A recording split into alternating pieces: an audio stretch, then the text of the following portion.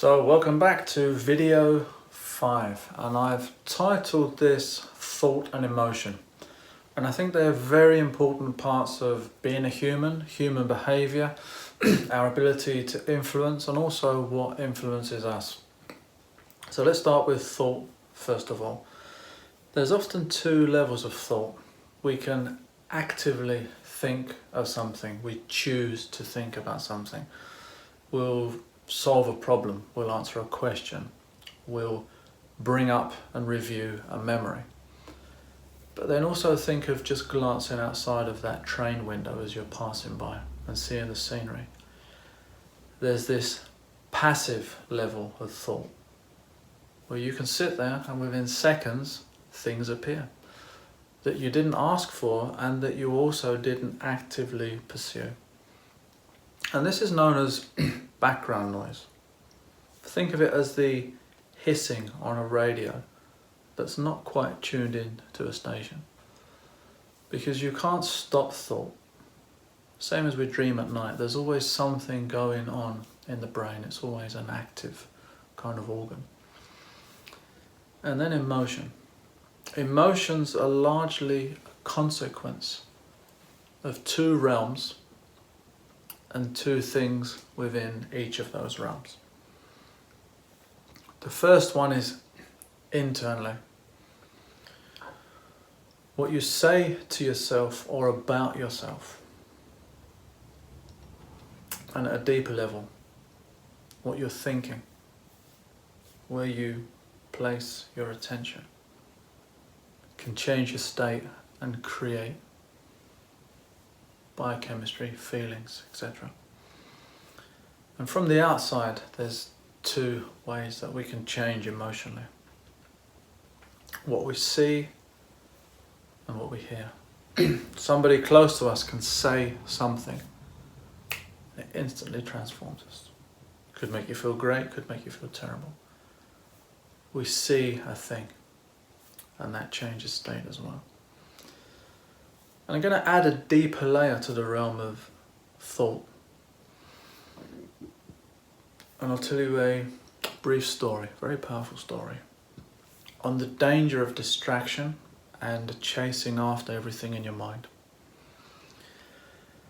Imagine a large hall with the big slidey doors at either end, the French doors I think they call them. And in that hall are two monks in a deep meditation practice. And it's a lovely summer's day. Doors are open, there's a gentle breeze coming through. And all of a sudden there's a very tiny flicker sound, like the fluttering of wings. And the first monk notices this. And he opens one eye and he sees a butterfly. He smiles and he closes that eye and he goes back into his practice. Now the second monk hears the noise, opens one eye, opens two eyes, starts to track the butterfly, gets angry that this noise is now interrupting his practice and has disturbed him, wanders off to grab the net, and just like the classic cartoons, is now running up and down the hall with the net, trying to catch this butterfly that has ruined his meditation practice. There's a very, very powerful moral story behind that, a metaphor if you will. It's within us to be either of those people in any situation. Here's a thing that I can leave alone. Here's a thing that's just done something bad or that I don't like. And I have to do something about that to resolve it in some way. Be the first person and I'll tell you why. Thoughts are not right and they're not wrong. They're not good or bad beyond judgment, which is just a label that we give them. Because in and of themselves, they're breath, they're an utterance. That's it. They're a thought, they're neural activity. They are a brief spike on a machine that would register them. You are not your thoughts. And that can be a concept that flies over the head. You are not your thoughts. But you can become them should you take option 2. You see, thoughts are like clouds passing in the sky. And what the first monk did is observe the beauty of the clouds, the environment, and maintained his practice. Everything's fine and nothing's disturbing me. But the second monk saw the clouds and had to do something. Jumped up, took action, completely removed himself from the process and the practice. So pay attention to what pulls you out of what you're doing. And the thing with thoughts as well is if we are not our thoughts but we can become them, pay big attention to what you're thinking, because there are consequences to becoming attached to thoughts. They are background noise most of the time. The mind's a wonderful thing and can serve us if we actively have something that we want to work out, like a problem, some creativity. We're going to create a post online or write a book or compose a piece of music. But to sit there with nothing going on, and this is interesting because nature doesn't like a vacuum. The brain doesn't like a vacuum. There's never nothing going on. So to not be actively doing something is to passively be at the mercy of what largely is your default radio station. When we are not doing things out here or actively thinking of things in here, we're looking for problems.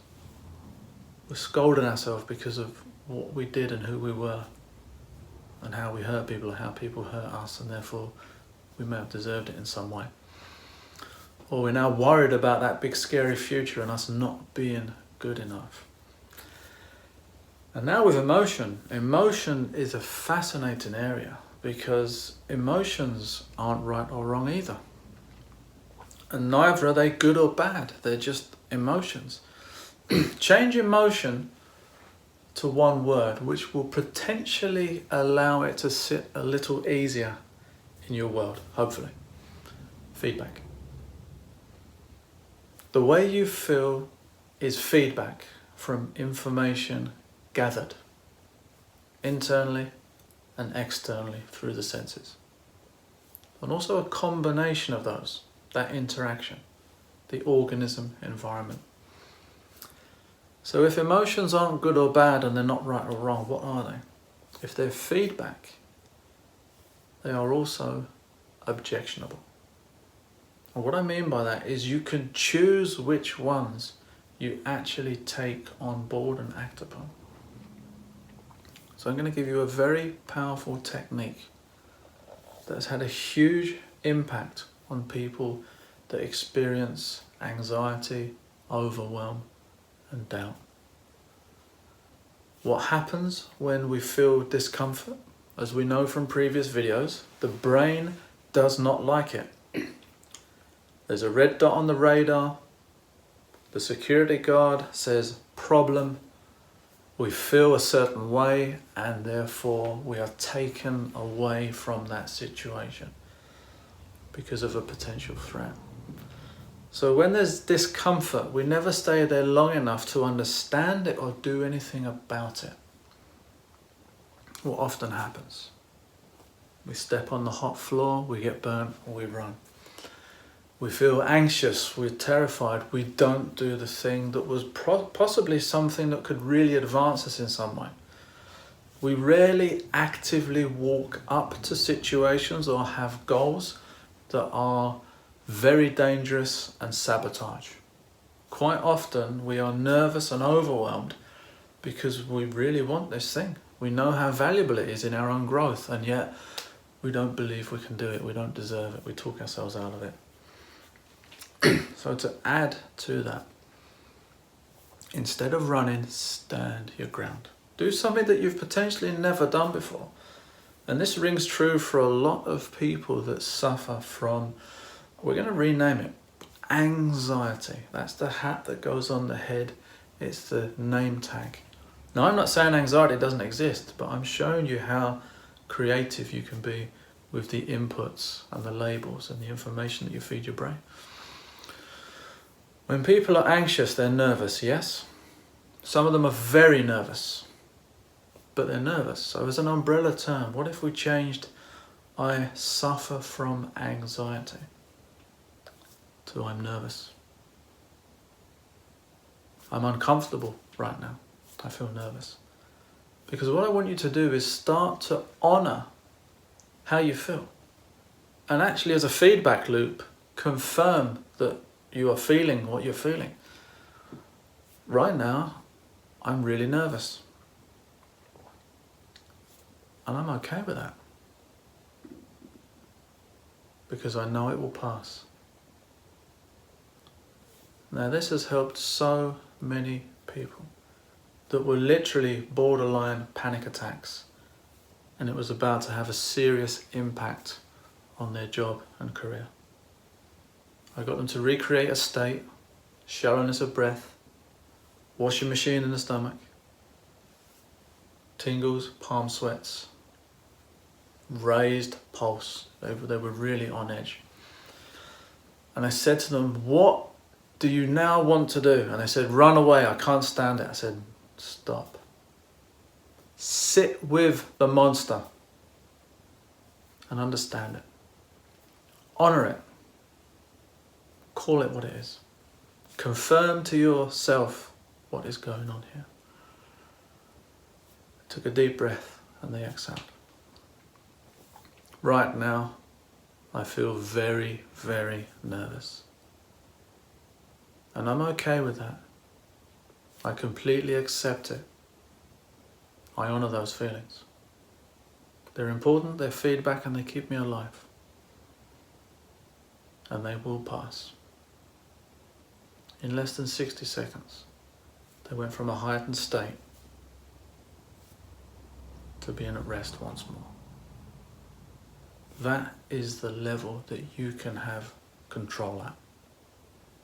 Now, I'm not saying this will work for everyone all of the time, but if it works for most of the people most of the time, let's say 60 to 70% as a rough approximation, that's a huge chunk of people that instead of feeling overwhelmed and running from the unknown terror that could slay them, they stay with it, honour it, understand it, and it disappears. I hope that helps.